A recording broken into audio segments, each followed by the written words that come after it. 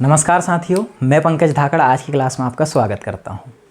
आज की क्लास में हम पढ़ने वाले हैं क्लास 10th का चैप्टर 1। चैप्टर 1 है हमारा रियल नंबर। रियल नंबर का आज हम क्वेश्चन नंबर 2 देखेंगे। इससे पहले वाले वीडियो पार्ट में हमने क्वेश्चन नंबर 1 और उसके बाकी के क्वेश्चंस देखे थे। तो क्वेश्चन नंबर 2 को रीड करते हैं कि ये हमें क्या दिया है और ये हमसे क्या पूछ रहा है। क्वेश्चन नंबर 2 है हमारा, find the LCM and HCF of the following pairs of integer. ये जो पेयर ऑफ इंटीजर हमें दिए हुए हैं पहले वाले क्वेश्चन में, दूसरे वाले में और थर्ड वाले में, फर्स्ट सेकंड और थर्ड वाले में, इन तीनों के ही हमको एलसीएम और एचसीएफ निकालने हैं। एलसीएम और एचसीएफ निकालने के बाद वो कहता है and verify that LCM into HCF is equal to product of two numbers. मतलब पहले इन दोनों इंटीजर्स के हमको एलसीएम और एचसीएफ निकालना है और उसके बाद उसको वेरीफाई करना है। क्या वेरीफाई करना है कि जो एलसीएम और एचसीएफ आया है उसका मल्टीप्लाई करना है, इक्वल में ये जो दोनों नंबर दिए हुए हैं इनका मल्टीप्लाई करना है। तो क्या इसका मल्टीप्लाई नंबर का और एलसीएम एचसीएफ का इक्वल आ रहा है? अगर इक्वल आ रहा है इट मीन्स हमारे जो एलसीएम एचसीएफ हमने निकाले वो सही है और हमारा आंसर करेक्ट है। तो पहले हमको एलसीएम एचसीएफ निकालना है, देन इसको वेरीफाई करके चेक करना है कि ये सही है या गलत। तो आइए शुरू करते हैं। हमने लास्ट वीडियो पार्ट में फैक्टराइजेशन पढ़ा है, तो फैक्टराइजेशन से पहले इन क्वेश्चंस के हम फैक्टर निकालेंगे, फिर एलसीएम और एचसीएफ निकालेंगे। तो आइए शुरू करते हैं। सॉल्यूशन लिख लेंगे हम, फिर लिखेंगे हम यहां पर बाय प्राइम फैक्टराइजेशन मेथड। कौन सी मेथड यूज कर रहे हैं हम? Prime factorisation method. Prime factorisation method से हम पहले निकालेंगे फैक्टर 26 के और फिर निकालेंगे 91 के। तो यहां पर लिखेंगे हम फैक्टर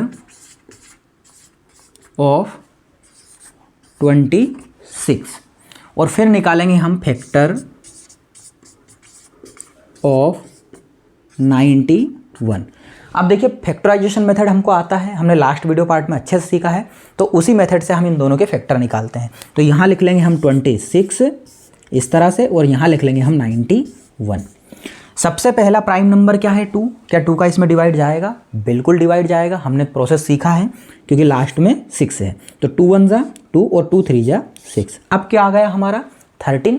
13 में किसका डिवाइड जाता है? क्योंकि ये एक प्राइम नंबर है, इसी का ही डिवाइड जाएगा। तो हम यहाँ पर डायरेक्ट क्या ले लेंगे? 13 ले लेंगे। ठीक है। अब नेक्स्ट नंबर है हमारा 91। 91 में भी सेम वही प्रोसेस, सबसे पहले 2 का देखेंगे। तो 2 का देखते हैं तो क्या देखते हैं हम? लास्ट में 1 है और 1 में 2 का डिवाइड नहीं जाता, तो इट मीन्स इसमें 2 का डिवाइड नहीं जाएगा।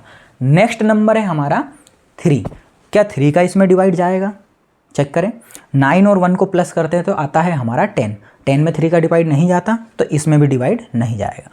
नेक्स्ट है हमारा 5 प्राइम नंबर। तो क्या इसका डिवाइड, इसमें 5 का डिवाइड जाएगा 91 में? तो हम चेक करते हैं, यहाँ पर लास्ट में 1 है और 5 का डिवाइड का रूल क्या है? लास्ट में 05, तो 5 का भी नहीं। नेक्स्ट है हमारा 7। तो 7 का इसमें डिवाइड देंगे तो 7 का डिवाइड चला जाएगा। तो यहाँ पर लिखेंगे हम 7।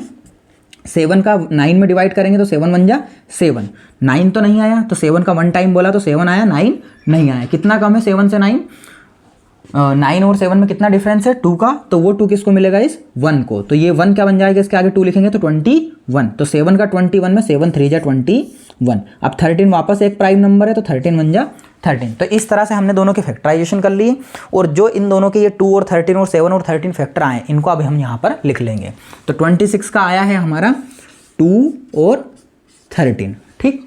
और 91 का आया है हमारा 7 और 13। क्लियर। अब हमने क्या करा? दोनों इंटीजर्स के फैक्टर निकाल लिए। अब हमें इनके निकालने एलसीएम और एचसीएफ। तो एलसीएम और एचसीएफ अगर हम फैक्टराइजेशन मेथड से कर रहे हैं वो भी अलग अलग, तो एक निकालने का प्रोसेस है। क्या है प्रोसेस? कि जब भी एचसीएफ निकालना हो तो जो भी हमने यहाँ पर फैक्टर निकाले हैं तो जितने भी नंबर हो उन नंबर्स में हमको सिर्फ कॉमन फैक्टर देखना, ओनली कॉमन फैक्टर। तो पहले एलसीएम और एचसीएफ देख लेते हैं कॉमन फैक्टर। तो हम यहाँ पर क्या पाते हैं कि जो हमारा 2 है ऊपर, क्या 2 और नीचे 2 है? नहीं है। ऊपर 13 है तो क्या नीचे 13 है? बिल्कुल है। तो ये जो 13 है और ये जो 13 है दोनों का एक पेयर बन जाएगा, ठीक। और एक पेयर बन जाएगा तो ये कॉमन आ जाएगा दोनों में, और दोनों में कॉमन है कॉमन का मतलब होता है जो दोनों में हो, तो दोनों में 13 है तो 13 को हम HCF लिख लेंगे। क्या और कोई नंबर है जो दोनों में है? नहीं है। अगर होता तो उसको भी इनटू में साथ में लिख लेते हैं। यहाँ पर क्या लिखेंगे हम, therefore HCF of 26 and 91 equal to, दोनों में कॉमन आया हमारा 13 तो 13 हो जाएगा हमारा HCF। नेक्स्ट हमको निकालना है LCM। तो LCM किस तरह से निकालते हैं? LCM निकालते हैं कॉमन वन टाइम, मतलब जो भी इन दोनों में कॉमन फैक्टर है उसको एक बार लिखना है, और एंड ऑल अदर, और जो बाकी के बचे हैं उन सभी को भी हमें लिखना है। तो हमने पहले जो कॉमन आया है उसको लिखना है, और उसके बाद जो बचे हुए जैसे 2 और 7 बचा है तो इनको भी लिखना है। HCF में सिर्फ कॉमन आएगा और LCM में बाकी के सब। तो यहाँ पर लिख लेंगे हम and LCM of 26 and 91 equal to, जो कॉमन आया है उसे एक बार, तो अब भैया जो HCF में है वो कॉमन ही रहता है तो डायरेक्ट ये उठा लेंगे, लिख लेंगे हम 13 इंटू ऊपर क्या बचा हमारा, जो बचा हुआ है 2 तो 2 ले लेंगे, ये 13 तो पेयर में जा चुका है, फिर यहाँ क्या बचा है हमारा 7, फिर यहाँ पर जो 13 है वो ऑलरेडी पेयर में है तो उसको डबल नहीं लिखेंगे। क्लियर है?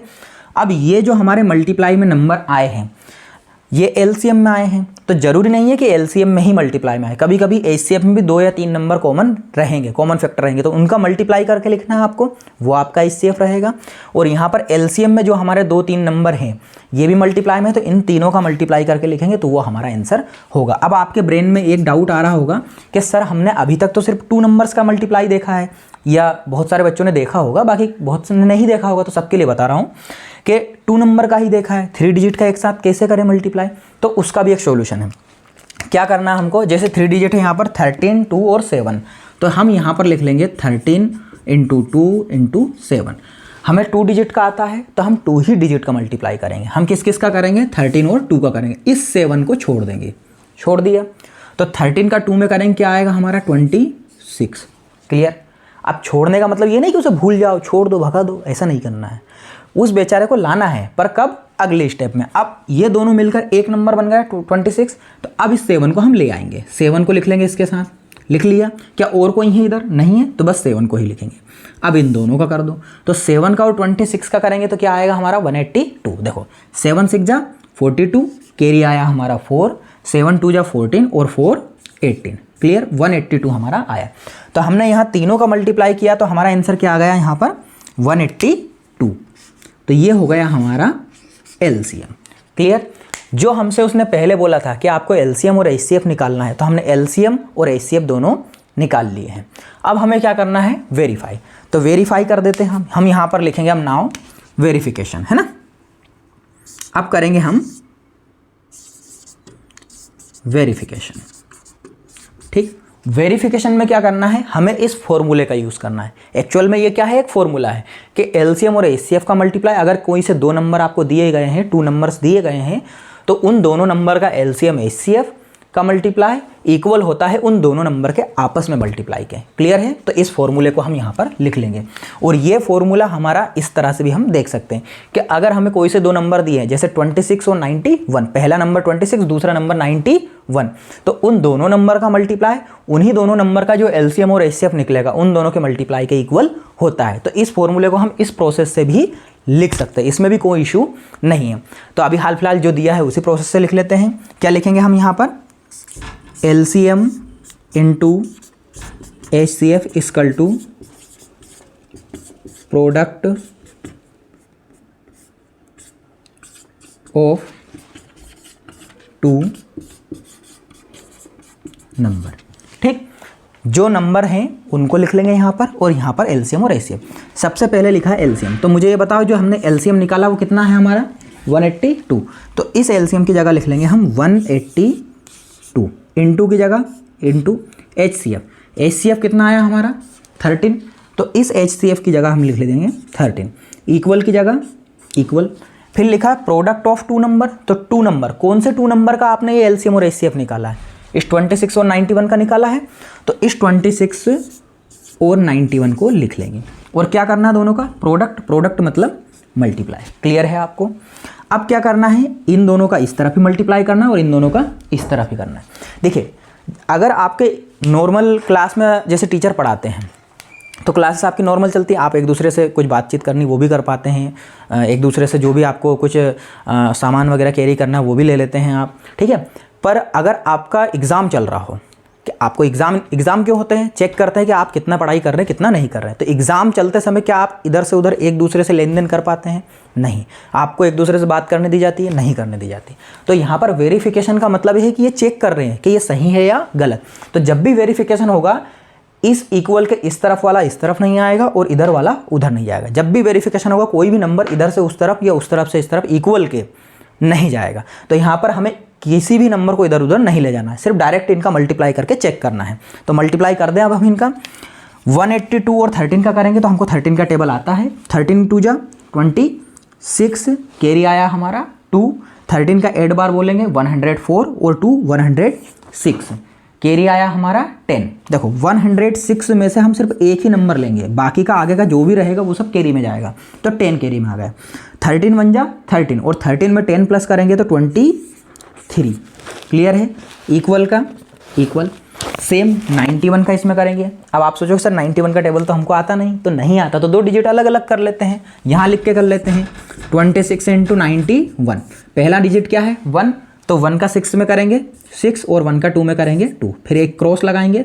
9 6 जा 54, कैरी आया 5, है ना। और 9 2 जा 18, 18 और 5 23। क्लियर? इन दोनों को प्लस करेंगे तो 6 6 3 2, क्या आ जाएगा 2 3 6 6।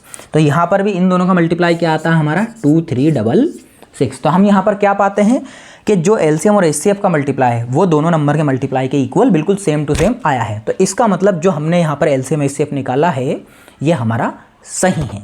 अब ये सही है तो हम यहाँ पर लिख देंगे एलसीएम LHS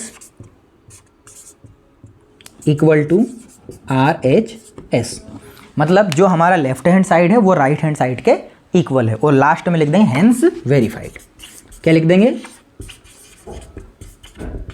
हेंस वेरीफाइड। तो इस तरह से हमें जो भी इंटीजर्स यहाँ पर दिए हुए हैं, फर्स्ट वाला पार्ट, सेकंड वाला और थर्ड वाला, इन सभी को इसी प्रोसेस से हमें करना है। ठीक है, तो अब आपका होमवर्क है ये जो सेकंड वाला क्वेश्चन और थर्ड वाला क्वेश्चन है, ये आपका होमवर्क है, ये आपको बाद में ट्राई करना है। नेक्स्ट वीडियो पार्ट में मैं इनके आंसर्स भी आपको दूंगा, फिर चेक कर लेना आप। क्लियर है? और प्रोसेस आपको अच्छे समझ में आ गया होगा, एक बार और वीडियो को रिव्यू करके देख लेना। ठीक है, ओके, थैंक यू एवरीवन। इस तरह आपका प्यार और साथ बनाए रखें और हमारे साथ जुड़े रहें और लाइक सब्सक्राइब करें।